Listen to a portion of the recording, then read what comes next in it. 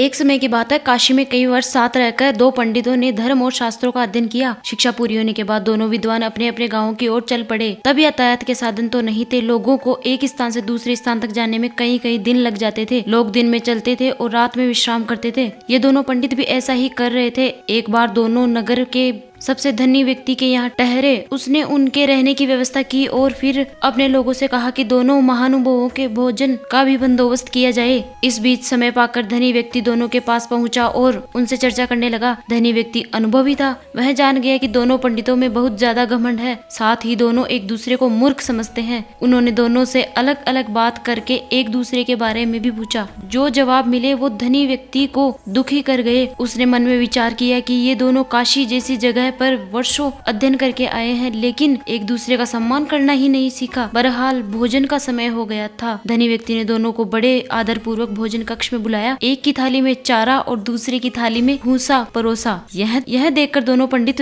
आग बबूला हो गए। गुस्से में आकर कहने लगे, क्या हम जानवर हैं जो यह चारा और भूसा खाएंगे? धनी होकर तुम हमारा अपमान कर रहे हो। यह लक्ष्मी द्वारा सरस्वती का अपमान है। इस पर उन्होंने बड़ी ही शांति से जवाब दिया, एक को थाली में चारा और दूसरे को भूसा परोसा गया है। इसमें मेरा कोई कसूर नहीं है। आप में से एक दूसरे के बारे में पूछा था तो उसने कहा था कि वह तो बैल है। वहीं दूसरे से पहले के बारे में पूछा तो उसने कहा था कि वह गधा है। आप दोनों ने ही एक दूसरे को बैल और गधा बताया है, तो मैंने उसी हिसाब से चारा और भूसा थाली में परोस दिया। इतना सुनते ही दोनों ज्ञानियों की आंखें खुल चुकी थी। उन्हें अपनी गलती का एहसास हो गया था। उन्होंने उनसे क्षमा मांगी। एक दूसरे के प्रति ऐसी सोच रखने के लिए खेद भी जताया। सीख, व्यक्ति में कितना भी ज्ञान आ जाए उसे घमंड नहीं करना चाहिए, साथ ही दूसरों के प्रति बुरे भाव नहीं रखने चाहिए।